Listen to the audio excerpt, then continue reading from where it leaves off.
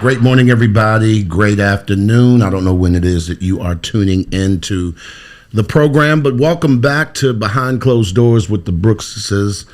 I'm Glenn P. Brooks Jr. and this lovely bronze-looking lady. The sun has kissed you, sweetheart. Yes. Can you introduce yourself to the folks? I'm a little sun-kissed. I'm Cherie A. Brooks Jr. I am an author, a speaker, a coach, a pastor. I am all the things. I'm a mother, a wife, and all of that. And you're back, and you're I'm healthy. healthy. And you're, I'm healthy. Yes. I am healthy. Yes. Yay. Yay. Hey, Crystal Woods, what's going on?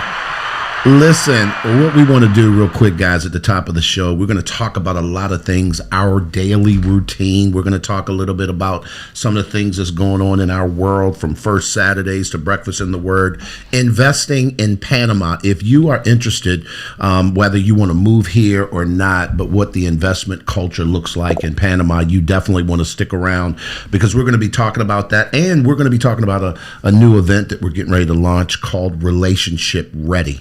Is your relationship ready? And we'll fill the blanks from there. But the last time we were together, babe, you were struggling, and we had posted a video about you going through and the whole hospitalization piece. There was a lot of questions. I feel like we answered a lot, but I don't know if there's a quick recap you want to do, just really, really quickly, kind of bring folks up to speed. I think we answered pretty much everything that people had questions about. But the biggest thing I learned from the experience of having a medical emergency here in Panama is that you need to be prepared. You cannot move to, even if you're moving to another state, whatever, you need to do your research and be prepared before you need to know things. And so I think for me, the biggest challenge that I had was the language. Although we're learning Spanish, there were some key terms, some things that I wish I had known in advance before that situation occurred. I'm more equipped now. I know what questions to ask to get communication needs met while in a hospital here. And so, overall, the care was wonderful. I have no complaints. I'm feeling much, much better. And so we're on the other side of that. And so I don't want to really delve into that. But no, I'm okay. I appreciate all your prayers. I appreciate all of the kind words, all the well wishes, everybody. But I'm back. Yeah, and if you do, for whatever reason, maybe you're new to the channel, certainly we want to ask you to subscribe, but also go back and look at the replays. They're up. And so all of Cherie's journey through her hospital stay a few months ago, a couple of months ago, about a month ago or so, you can learn about all of that. Not that we don't want to talk about it, but we've got so many cool things to talk about. So that was the healthcare thing. Expenses, I do want to get into that a little bit today, babe. So before we get into that, we start breaking things down. One thing, what we're answering today is a question that we get all the time. People always ask us, so what do you guys do? Y'all on vacation, y'all living in Panama. We're not on vacation, people. We're not. We just moved our residence to another country, to another place. So our day, in a lot of ways, looks very similar to what it did. Well, a part of our day looks very similar to it did in the States. But then there are parts where, yes, definitely we're out, we're in the culture. But the bulk of our days is really just living life. We're not doing something super exciting, and we're not surfing and going jet skiing, looking for sloths and all, doing all that stuff every day. Sorry, hate to disappoint you. No. So the weather is amazing. Yeah. So that's the biggest change, really, I guess. I think if I had to kind of put it in a box a little bit, I think from the outside looking in, because where we live is tropical, where we live is a place where people obviously come to. This is a destination place for many people around the globe, right? As a matter of fact, what you may not know is that Panama City is the most developed city in all of Central America. There is no other city in Central America that looks like Panama City. None. It's not even in Panama. So in that regard, it's a little different. So I would liken it like to people who live in Miami. people who live in Southern California in the U.S., right? You typically think that, just because you live in Southern California, you're always going to the beach. That's not true. Any Californians will tell you they don't go to the beach. Matter of fact, on the East Coast, we lived at the beach in Virginia Beach, and I say lived at the beach. We lived in Virginia Beach City, the city of Virginia Beach, but we lived about 20 minutes away from the beach. I can promise you, in the 9 years we lived there, I have actually put my feet in the beach, in the water, on the sand twice. Now, it doesn't mean that we didn't go down there. We didn't experience the boardwalk. We didn't go to all the restaurants. There are things where I've gone down and written, some forwards to books and worked on a book that I might have been working on at the time and completed some books at the beach, but I've not gone in it. So that's why we always say that as much as it might, quote, look like we're on vacation, we're not. And I do want to kind of get into a little bit about sort of what our day-to-day looks like for those that are considering. And before we do that, babe, I know you put it in the chat. Please subscribe. If you're viewing us live, I'd like you to type in the chat, hey, good morning, hola, buen dia, whatever the case may be, just so that we can make sure that our chat is activated and that we can put stuff up on the screen and all that kind of stuff. I just want to know that you're there. And the other thing I want you to do is please share this out, especially if you know of people who are looking to move abroad, people who are looking to do some different things and maybe want to know what expat life is like. Certainly want to do that. So our daily routine. We get up when we get up. That's not fair. So what I mean by that, we don't have a traditional 9 to 5. We haven't for a number of years because we run our own business prior to us even relocating here to Panama. And so our time is our own, which was something that we had strived towards before even relocating, was regaining our time freedom. So here in Panama, and when I say that, it's going to sound funny because I say that, but we both wake up at like 5 o'clock in the morning, between 5 and 6 every day anyway. But we don't have a 9 to 5 that we got to get up, get out the house and get to. So typically we get up in the morning, do our devotional, spend our time with God. Glenn may stretch, I may work out in the morning. And then we kind of just, I want to say meander around.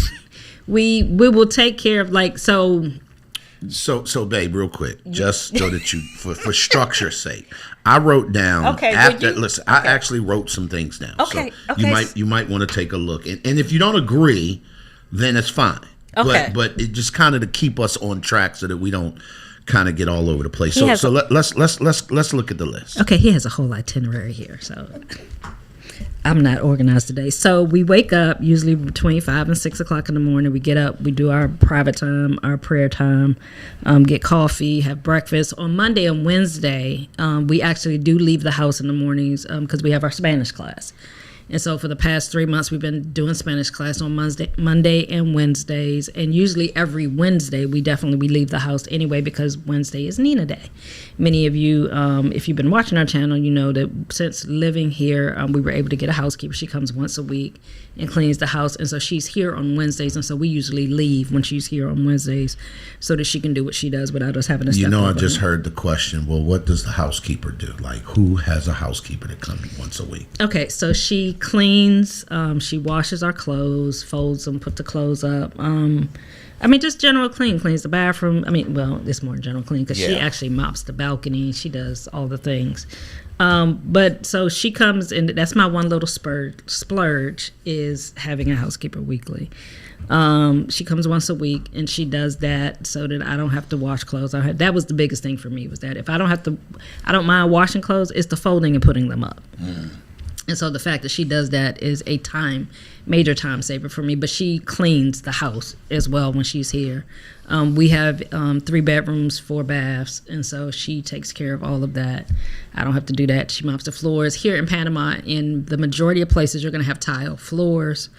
We've learned since being here to remove our shoes before we come in the house all the time.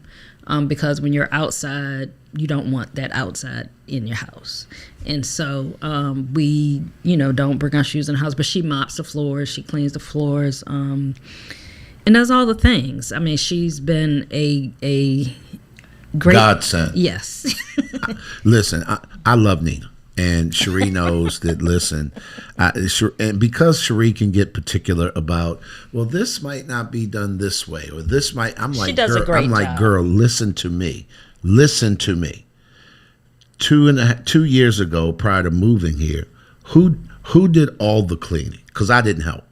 Who did all the washing the clothes? Because I didn't help.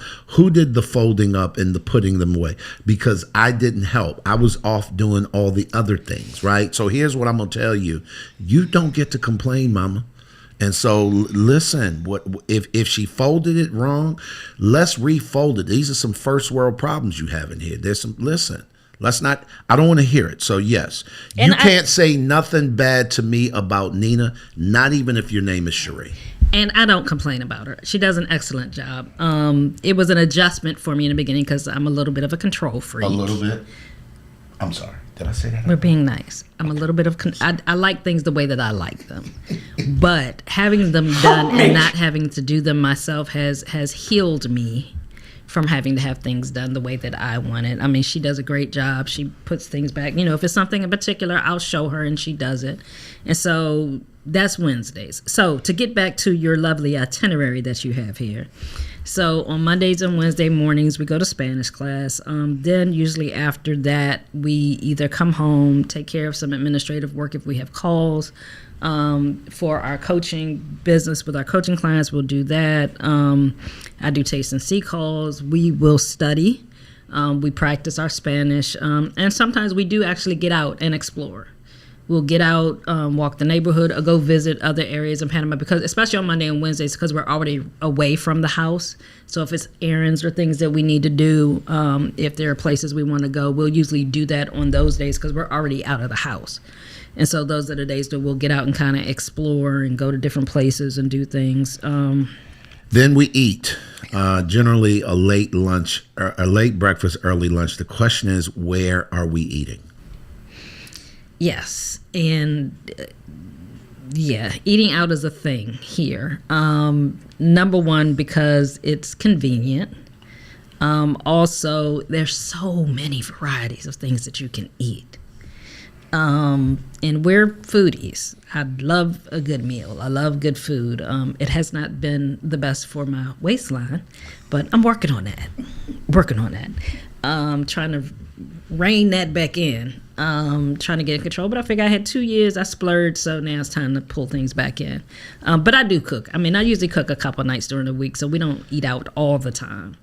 But usually, I mean, probably, well, I won't even say once a day we eat out. No, it's maybe 3 times a week. We may eat one meal out. We don't eat out all day. We don't, but there's definitely a pull to eat out because there are so many places that we haven't been, places we want to try. And that's the other thing too, when you, particularly because the majority of expats here are our age and they're late 50s, 60s and older, retired.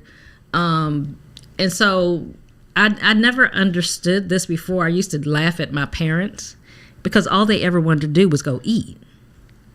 That was their entertainment. That's like, ooh, what we gonna do? Let's go eat. And now that's become, I noticed that for the majority of the people that are here that we frequent, that's what everybody wants to do. Everybody wants to go eat. And it's like, okay, that's cool, but Yeah. So one thing I do want to add to that, Cherie, and I appreciate Crystal is laughing. She said, none of us. I need to get my whole life together. Listen, Crystal, you understand. Tell Jason we said, hey, shout out to our HCM fam in the U.S. And we just absolutely love you guys. But somebody asked a question, babe, and I think that this is a very good time to bring, absolutely, to bring this up. And the question is, hello, have you found that your day-to-day activities have been affected by the latest national protests and road closures? Let's park here for a minute, so to speak. And before we get into this, I want to invite you, if you've not subscribed to the channel, please do so. Like, share, subscribe. Also, if you can, consider joining our community. We call our community the Day Ones, people who have been growing with us. Y'all, when we came to Panama, YouTubing was something that we did passively. It was just not something we really engaged in. And then when we moved here, we realized that this is what people wanted to hear. And our YouTube channel has grown. It has to be about 200-300% in 2 years. It's crazy. So we want to say a huge thank you. Recently, we went over 5,000 subscribers. We don't really have any real goals per se for our YouTube channel, other than us being able to serve you guys. Like, we need to know what you want to know. And so let's get into this question. And that's a great question. Sharita, you want to start? So first, let's start with this. So for those of you that don't know, protest culture is a thing here in Panama. And what I mean by that is what's the word I'm looking for? The people will come together when there's an issue, and they will organize protests about whatever the issue is. So if it was gas prices, if it was them wanting the government to shut down a mine, there was a coal mine here that was not beneficial for the country, as beneficial for the country as it was for the country that was operating that would be copper mine. Baby. A copper mine. Okay, what I said, coal. Okay, copper mine. Anywho, so lately the protests have been about the government is trying to change their Social Security system. Changing the retirement age, and changing some of their benefits. And so the people have been coming together. There are several labor unions here that will organize these protests. And the truth of the matter is, here in Panama, when the people protest, it usually produces change. The government actually listens because they disrupt traffic. They make enough disruption that the government listens and makes those changes. And so when you first move here, it can be a little off-putting because we're not accustomed to that. We're not accustomed to, in the U.S., we're not accustomed to, people just marching down the road and blocking traffic without it being a parade. And so it was a little off-putting when we first got here. The other part of it, and if you watched my video that's been about 2 months ago. 2 episodes. We were out one day, and what the police will do when protesters are being violent, they will utilize and not violent. Define violent. Not violent. Violent is them throwing rocks in the street. So they're not fighting, they're not burning buildings, they're not doing any of that. Now they'll set tires on fire in the road when they're blocking a road, but it's just to stop traffic from going through. But particularly at the university, the college students will be on campus and will be throwing rocks in the road, which is not protesting. They're just being disruptive. But that's, I guess, their way of protesting. When something like that has happened, the police will come and they'll use tear gas to disperse, some type of a disturbance like that. And so, but you don't really hear a lot about, there being physical violence going on with these protests. So it's not a matter of danger or you're not feeling safe in many cases. So as far as whether it affects our day-to-day activities, usually not, because there are enough outlets, and we've connected with a lot of whether it's on IG pages or news outlets here, they usually, when there are big protests, they're organized, and so they announce it. They let you know, hey, tomorrow there's going to be protests all throughout the city. I mean, to the point that schools, they have actually closed the schools on days when there's going to be a major protest so that the kids aren't caught out in it. But in many cases, in advance when there's a big protest going on. Now, the little ones pop up here and there, but usually when those pop up, I mean, it may disrupt traffic for a little bit, but it's not anything earth-shattering. Actually, I think when it rains, that can cause more of a delay in things than the protests. I mean, it may cause you, you may get stuck in traffic. It's no different than being stuck in rush hour traffic in many major U.S. cities. So it's just something that's blocking traffic. You don't know if it's an accident. You don't know what it is in many cases. And so for us, it has not really impacted our day-to-day. Like I said, if we know that there's going to be a protest, we usually won't go out. Yeah, I think if I could add to that, babe, I think the only thing that I would consider, and I just want to make sure we do justice, VNY, Listen, I apologize. The M. VNY. It's VNY. Okay, so I don't want to butcher your name, but I think that's a great question. I just want to make sure we do it justice.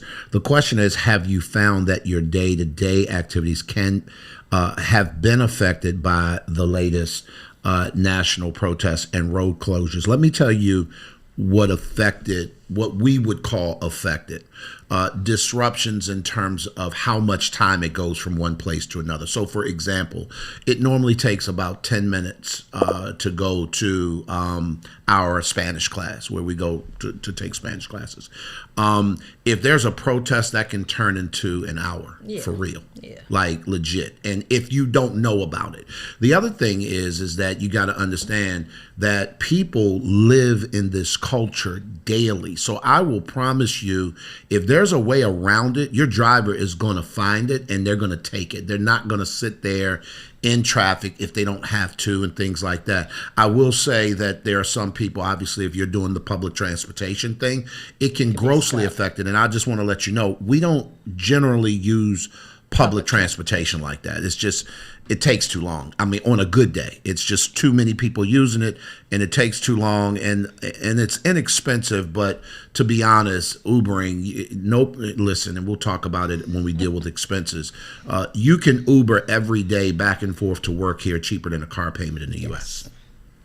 So let me let that breathe. Let me just let that sit right there. So when you think about transferring funds and things like that, it's not as so I would say the answer would be no.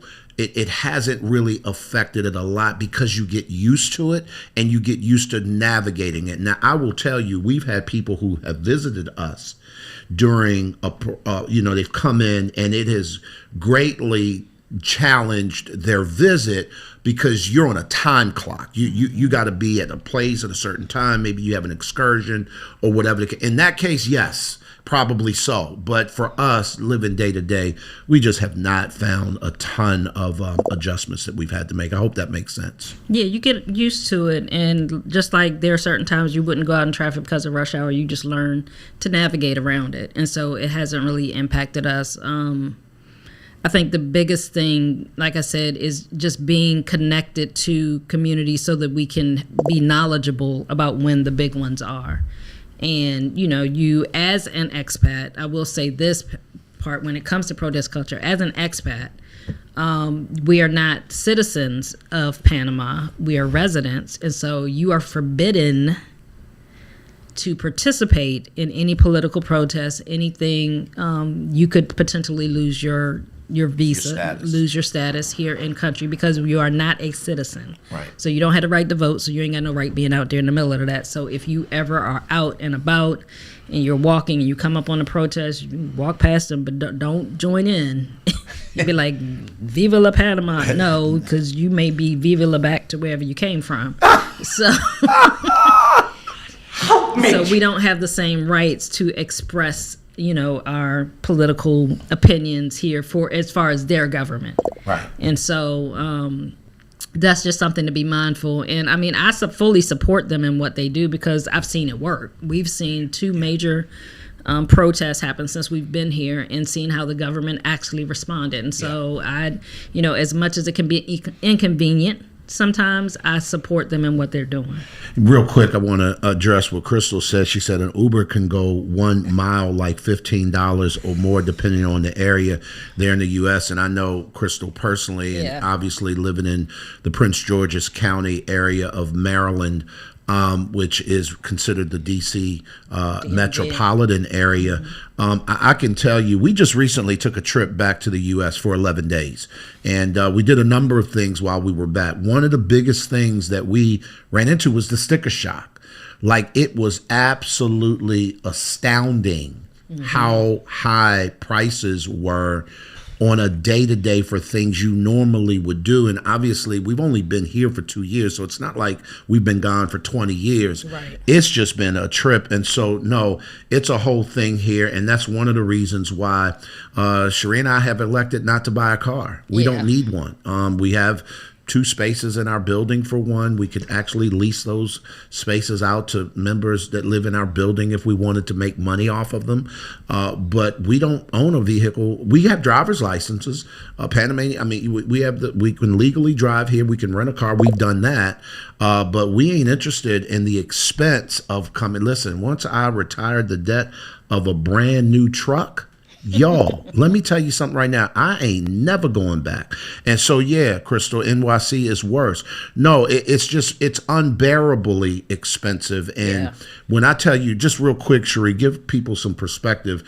Now, we do have a private driver when we go on long runs, like if we're going to be out all day long and we're going from store to store shopping, and maybe there's some furniture, like big things and stuff you're going to be out, or you're going to be going to buildings where you may need a translator because you're dealing with errands and government stuff, or maybe we have a person that we use. Many of y'all know Omar, and he's our guy, but he's more family than anything, to be honest. But for the most part, we Uber. Cherie, what would you say on average that we spend a month in Ubering? A month, our average is probably about $125 a month. And that's probably on the high end. Because like I said, we don't go, I mean, we're out of the house, but because of where we are in the city, we can walk to a lot of things. And also even most of the Uber rides to places that, because we're central in the city, most Uber rides are only $3 to $7. So, I mean, and $7, that would be like during peak, during rush hour, going somewhere. Because most places that we're going, they're not that far because we're in the center of the city. Like Glenn said, if we're doing something further out, we're going to be going an hour outside the city, or we're going to be running around all day. We'll get our driver to do that. And so, and even in that, if we spend $100 with that a month, so total, we're talking maybe $250 a month total for transportation. Yeah, but that would not be on average. But that's not every month. Yeah. That's not every month. That's monthly average is probably $125. And so if I hear you correctly, babe, the highest in a given month that we've ever spent for transportation would be about $250. Yes. But on average, it's more like $100. Yes. So now that we're talking about expenses, and I appreciate you, VNY. Yes, Ubers are cheap. Was $5 for Uber Black to go to Casco Viejo. And just a quick note: Uber Black here is not like Uber Black back in the U.S. Uber Black here is a very nice vehicle, but it's not a large SUV. They don't have but certain sizes here anyway, and so it's not what you quite think. You're not going to get some real luxurious vehicle for that matter. Go ahead, babe. Right. So when it comes to vehicle cars here for Uber, so if you do a regular Uber, you could get a clown car, basically.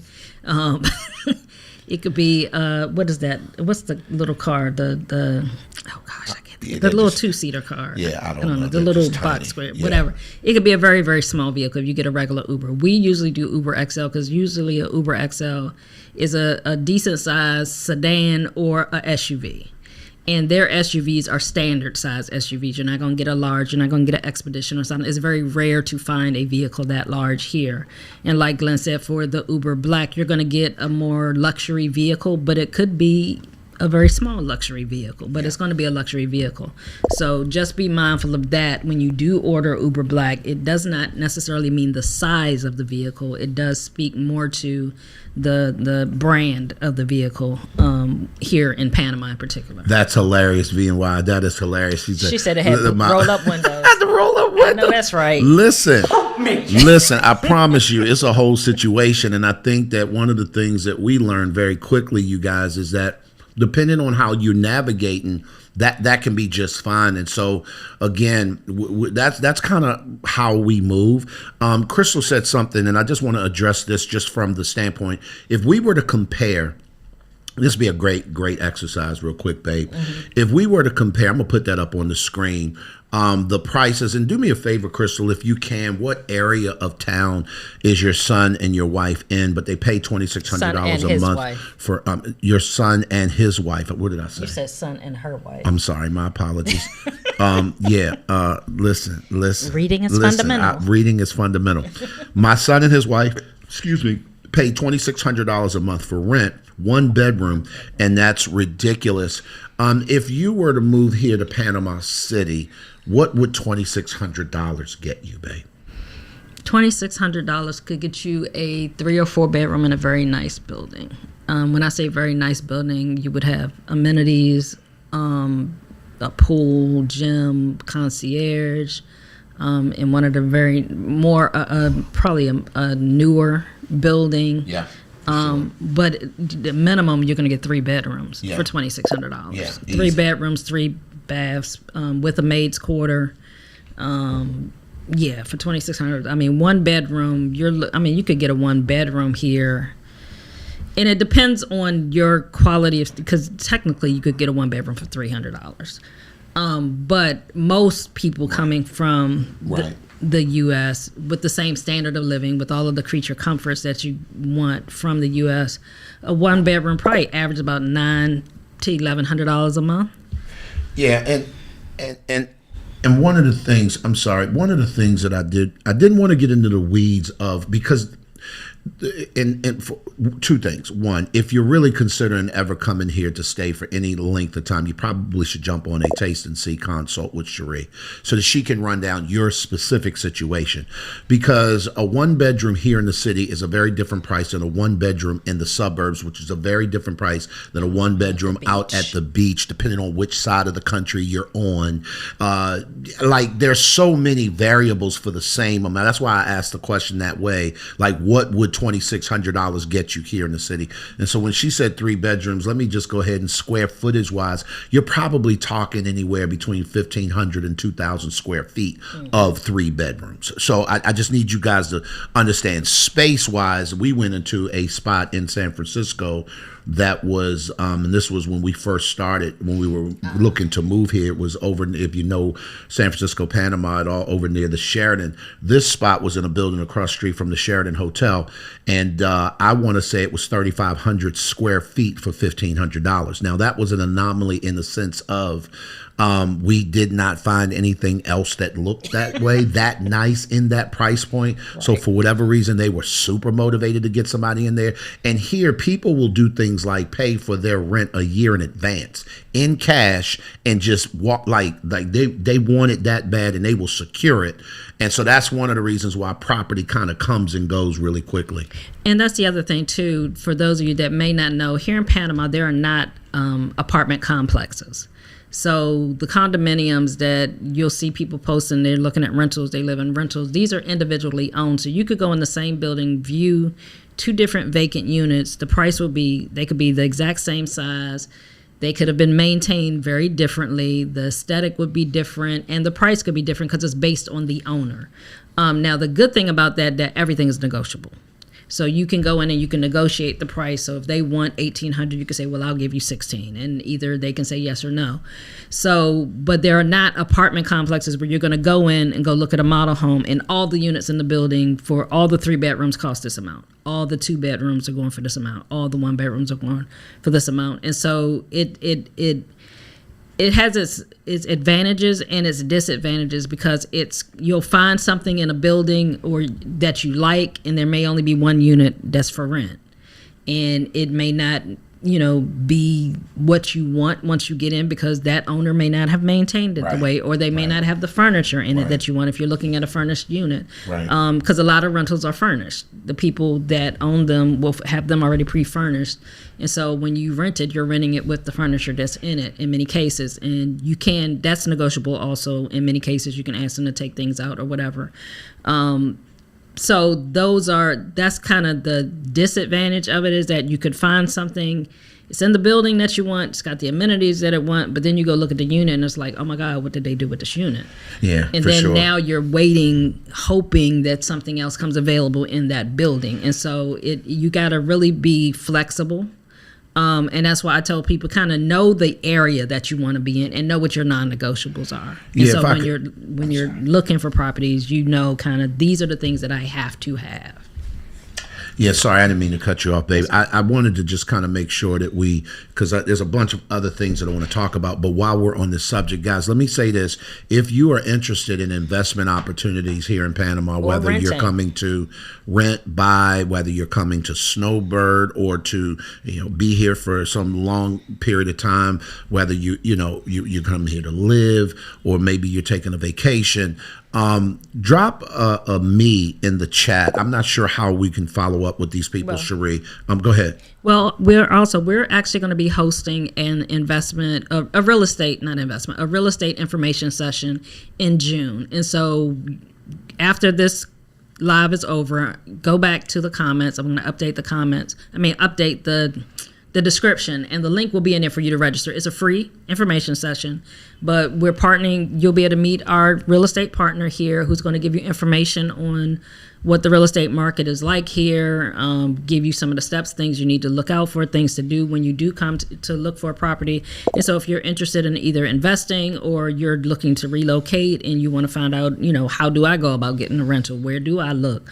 And things like that. Our real estate partner is going to be on that call with us.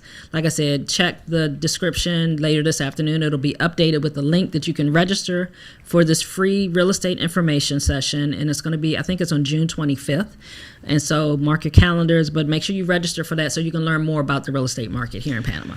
Yeah, and so I'm glad you said that, babe, because our guy, he is a Spanish-speaking expat, been married to a Panamanian. He's married to a Panamanian, been here 13 years, works for an incredibly reputable real estate company, and we partnered with him on purpose. We've known him for almost 2 years that we've been here, but we decided to start working with him in this capacity because our guy pivoted and now is kind of immersed in a whole nother industry, and so we decided to just go ahead and partner with this brother. And I'm gonna tell you right now, y'all, we've played golf, we've broke bread.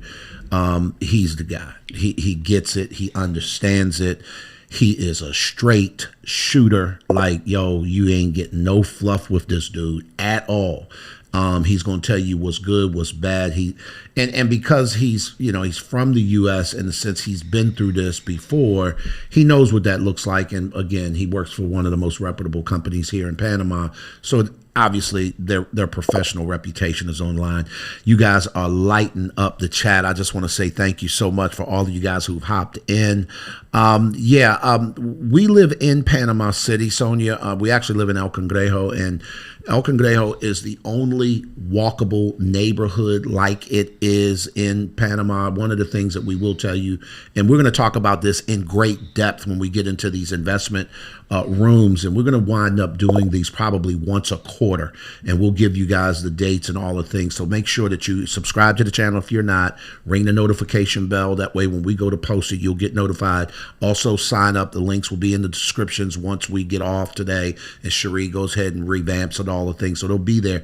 But I wanted to tell you, because every neighborhood in Panama is very unique and different than the others, and based on your taste and what you need and what you want, some may not work for you. For example, if you want water views, you don't want to live in El Cangrejo. Right.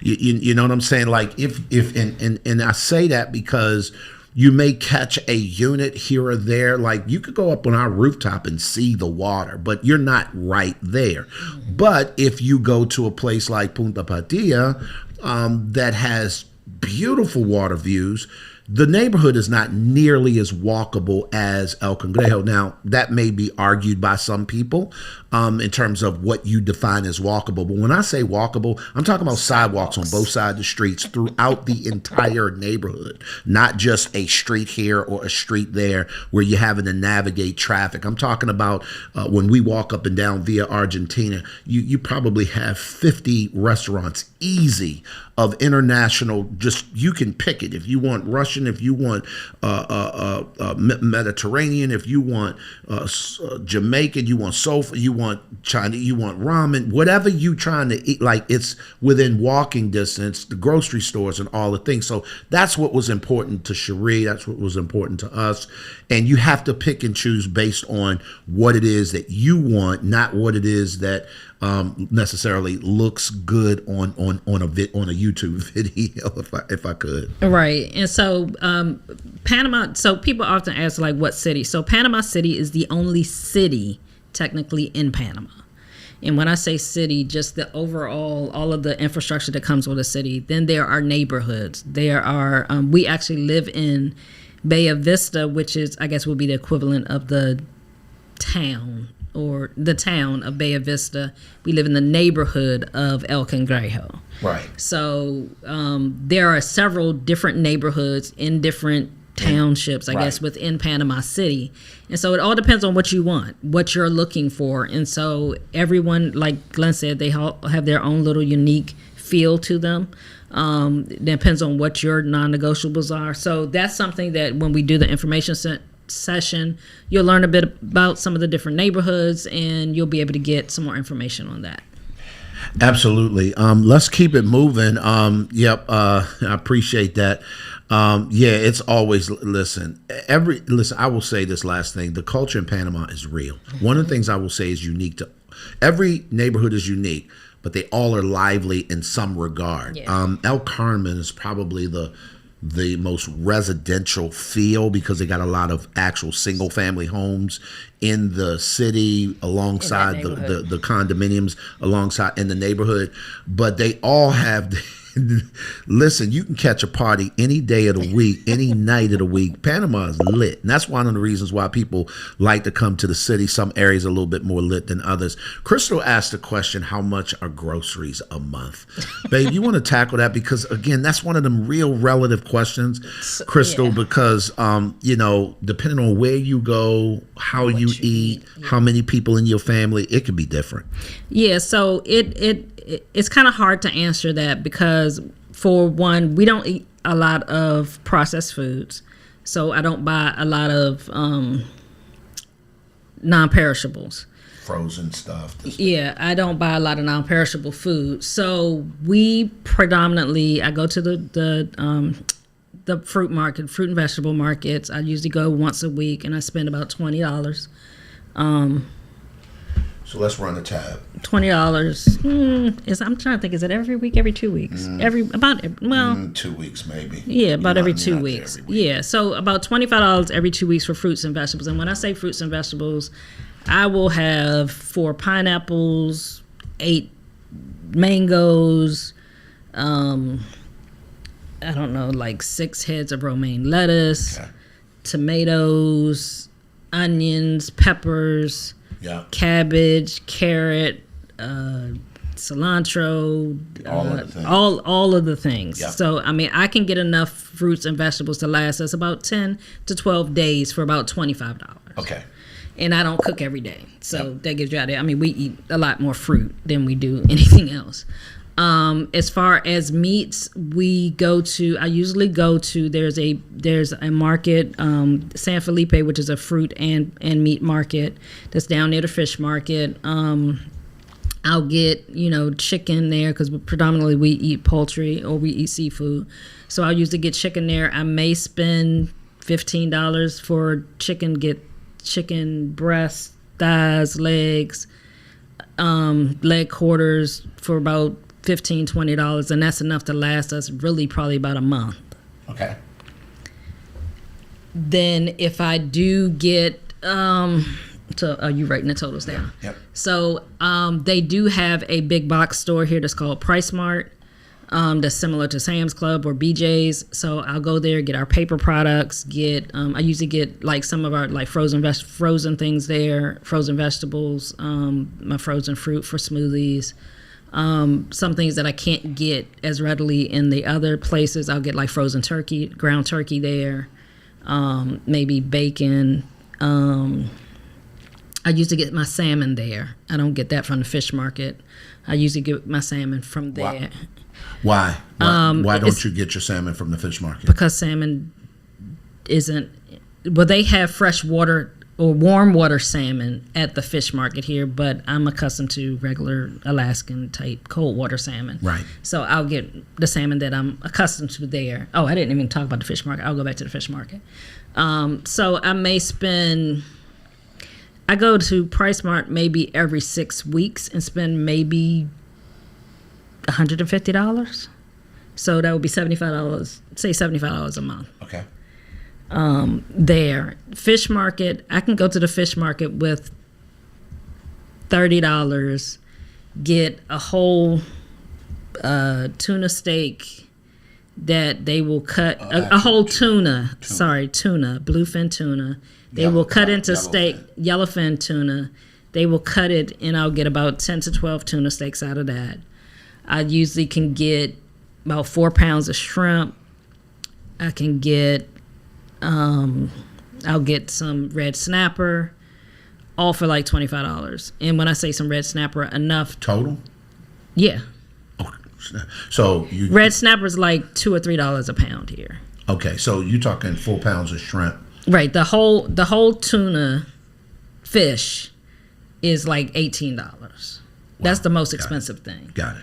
And then the rest would be on the snapper. I could get like 2 pounds of red snapper. Yeah. And I usually will get it filleted, so you're getting more. I'll get them to have it cut. How much you spend in the fish market? What did I say? 20. So $35. About $35. Okay. And that's pretty much it. And at Price Mart, when we went to Price Mart, that would have been my paper products, my laundry detergent, my cleaning products, all of that. So we're looking at. Okay, let me add it up real quick. 5, that's 10. 7 and 3 is 10, 11, 12, 13. That is $230 a month. We'll round it up to $250. For 2 people. That's for 2 people. Yeah. And I know in the States, I was spending about $500 a month on groceries. So wait for the same 2 people. So wait a minute, Sheree. For the same 2 people. Listen, let me jump in real quick. So listen, let me make sure I'm clear, and I'm just going to go back over this, and I just need you to listen. $100, $25 per week, and that's for just like your regular groceries and things like that. I think that's you said produce. that's produce. That's produce. Okay, meat is $20, and just so that y'all know, when she says meat, this is freshly. This is a butcher shop. This is not prepackaged. Frozen. Yeah, this is not frozen prepackaged. Now, if she goes to Ray's or anything like that, then she may get that kind of stuff from time to time. But we're just talking fresh, butchered. You know, the stuff hasn't been frozen. Matter of fact, you can buy chicken with the head and the feet on it, skinned and whole if you want to. So that's how fresh this is. So that's $20 a month, and then Price Mart, which is all your paper products, on $75. Fish Market run $35. So you said $230, and we're gonna round it up to $250. Wow. Guys, listen. Groceries is $500 to $600 for you guys. Somebody said I'm depressed. Listen, I understand the seafood in Panama is top quality. It's amazing. No, and part of that is, and coming from a guy who grew up in Baltimore, listen, between the Chesapeake Bay and the Atlantic Ocean, we were not short on fresh fish, right? Here, crabs, all the things. Here's one of the things that makes Panama unique. You have 3 different oceans that are fed into one place, where it's a whole culture here, you guys. And what I need you to understand is, on one side of the country is the Pacific Ocean. The other side of the country is the Caribbean Ocean, you got the Panama Bay, which leads to the Caribbean Ocean, which leads to the Atlantic Ocean. So imagine all of these kinds of fish. And by the way, fishermen go out, if you go down to the International Fish Market, every single day. Yes. When we say every single day, the boats. You see them go out. And you see them come back in. As a matter of fact, well, the other part of it is that when you see them come back in, if it's low tide, when they come back in, they will leave their boats through low tide. Their boats are actually stuck in the mud of the actual bay until the next morning when they come out. Now the tide has come back in. It's time for them to go out. The other thing I want to let you know is that, and we've got several friends who are restaurateurs, and they have let us know that all of the fish that is supplied to all of the grocery stores, the restaurants, the shops and things like that sell fresh seafood are all getting their seafood from this market at some point. So you got trucks, massive amounts of trucks that are down there 4 or 5 o'clock in the morning when these folks come in, 6 o'clock in the morning, as soon as dawn, break of dawn, and they're gathered, they're getting their fish. So if you don't go to the fish market, say before 9 o'clock, You get there after 10 o'clock, you're getting sloppy seconds. I'm just saying. And when I say sloppy seconds, let me tell you right now, sloppy seconds is better than anything I've ever found in Atlanta. Let me just say that. Because Atlanta is landlocked. Right. And you're not getting fresh nothing there that hasn't been flown in. Right. So I want to address Dimple's question. Are the crabs like Maryland crab cakes? No, they don't have blue crabs here. They have crabs, but they're more like Dungeness. They're these huge rock. I don't know what kind of crabs they are. They do have crabs here, but they're not blue crabs. And so I have not ventured to try the crabs because I'm used to blue crabs. But we definitely, I mean, the shrimp, you got all kinds of shrimp. You got all kinds of fish. I mean, it's so many different variations of fish. I'm still learning them. Yeah. One thing I will add, Dimples, you can buy many things that, like in the U.S., you can buy things that are imported. Yeah. So I know people who've been able to find imported Maryland blue crab, like lump meat or whatever the case may be. I'm from Baltimore, so trust me when I tell you, when it comes to crab, I'm a bit of a snob. When it comes to a crab cake, until you've had that particular crab, there's nothing quite like it. And let's just be dead real. It is unique to Maryland. They grow in the Chesapeake Bay. We don't have that here. So obviously, you're going to have a different kind of crab. Can you make a crab cake from it? I'm sure. Probably. I haven't had it because, again, I'm a bit of a snob, and if it ain't a Maryland crab, look, but I will tell you, you go to look at my Instagram, I promise you, though, when I get back to Baltimore, the first thing I'm doing as soon as we touch down to BWI is like, I'm heading over to G&M's. I'm sorry. It's right. Listen, I digress. I'm so sorry. We're talking about how much groceries are a month. Hey, everybody, listen, if you are tuned in right now and you're not subscribed to our channel, you are wrong. I'm trying to figure out what you're doing with your life. Listen, I promise you, it's a whole vibe. If you've never tuned in, my name's Glenn. This is Cherie. We are coaches, believe it or not, by day. We're relationship coaches. Cherie and I have written 10 books between the two of us. We run a online group coaching program where we coach couples and parents who are trying to do relationships at a really high and sustainable level. As a matter of fact, we're going to tell you about a conference that we have that's coming up that we certainly want you to be a part of online. We're also pastors. We run a community called Breakfast and the Word every Sunday morning. That's something, and I did have that written down, babe, about community. And if we can get off the groceries and the expenses thing, that's what people love to talk about. I want to talk about community for a quick second, because when we came here, we really couldn't find a spiritual community to connect and grow with. Unlike a lot of people, maybe we not that saved, but we didn't pray and ask the Lord before we moved, God, show us where we're going to worship. We just didn't. And I think part of that was because coming out of the pandemic, we had been used to being online and all the things. And in a lot of cases, I think we just took for granted because we knew a lot of expats lived here. We knew a lot of black expats lived here. And if we wanted that kind of a worship experience, surely we could get it. No, you can't. So what we did is we created, much to my fighting God. Yes, you can look at me side eye all you want.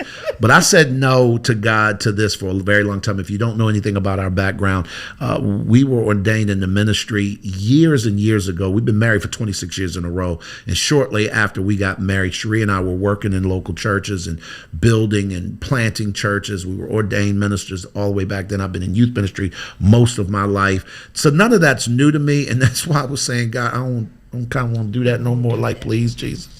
But the need was there, and here's what I'm finding, babe. People find themselves separated from the body of Christ, and when it comes a time where you need people, you don't know who to trust, you don't know who to reach out to. And when I say trust to pray you through something. Let me just stop for a second.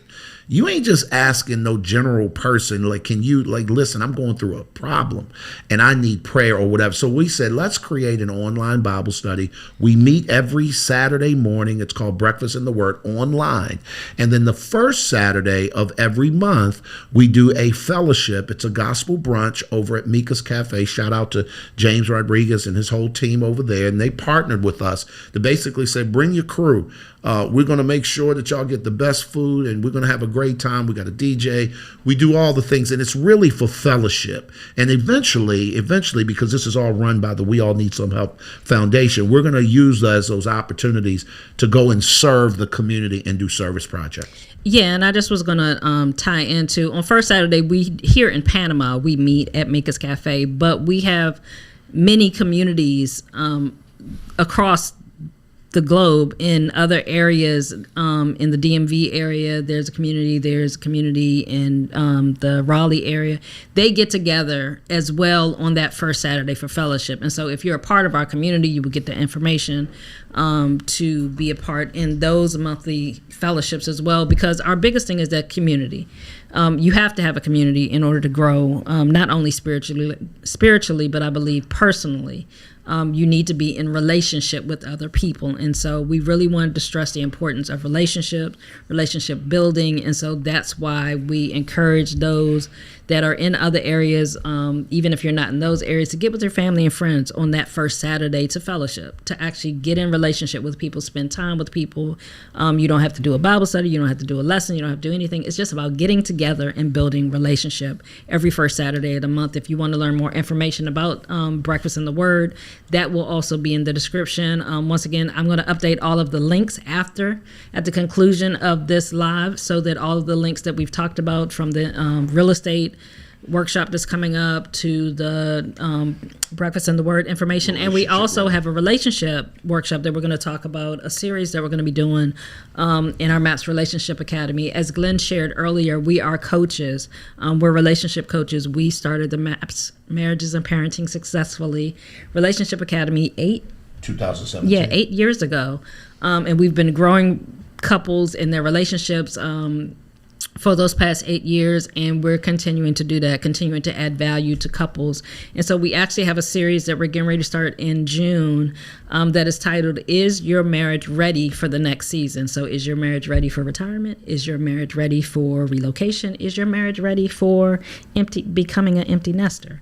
Is your marriage ready for whatever that next season is in your marriage? And so we're going to be talking about some things for people to be able to just firm up their relationships for those next seasons that come in life, to be able to help them as they transition from one phase to another. There's a nominal cost for that, but that information will also be in the description. That's actually going to be, it's a 3-part series. It's going to take place on Wednesday, June 18th, Thursday, June 19th, and then we'll do a Q&A session on Friday, June 20th to conclude the session. And it's I'm sorry. From 7 p.m. to 8:30 p.m. on those nights. Yeah, I pushed the wrong button. My bad. I did want to add that, babe, that is 100% online. People, yes. So whether you are here in Panama or wherever you are, absolutely jump in that room. One of the biggest things for those that are considering relocating, I have seen more relationships take huge hits because of a relocation because they wasn't ready. Y'all listen to me very carefully. We're going to get ready to get out of here. But at our core, Cherie and I care more about relationships than anything on the planet. Anything. It drives everything we do. Everything. From our personal life to our professional life to our spiritual life. Anybody that knows us knows that we ride for relationships, particularly marriages. Husbands, listen to me carefully. One of the worst things you can do is uproot your family, move to another country, and you and your wife ain't solid. Ladies, listen to me carefully. One of the worst things you can do is to sell your husband on a dream that he's not bought into, and then he executes because he, quote, want to make you happy. Because here's what I submit, and I've been saying this for years in our coaching practice. I do not believe in happy wife, happy life. I know I just messed up half the room. I don't believe in happy spouse, happy house. Fundamentally, it sounds really good. I understand the perspective, but listen and hear me out on this. What is the truth of the matter is that I am not responsible for your happiness, because if I am, I also have the same power to be responsible for your sadness. And that is too much power for any one human being to have over another. What you really want is an environment that makes happiness inviting, that invites happiness, that invites joy, that invites piece that invites longevity. And what we do as relationship coaches, we teach people how to build the skill sets to build that kind of environment, so that now when you decide to say, hey, we're going to do this, it's because you've been working on you for a season, so that when you make that leap, you are absolutely ready. And then you come to a place like this and you thrive. So I can tell you, and we all know, the pandemic tested a lot of relationships. Yes. Folks was not ready to be in the house all day, every day with each other. Like no day wasn't. And I'm telling you, Cherie and I came through that not because of our love for each other, but because of our skill set. And that's what we try and teach and train people. So I just wanted to make sure that I made that abundantly clear. Come on, babe. Right. And this isn't just for people that are looking to relocate. At some point, every relationship, you're going to eventually retire.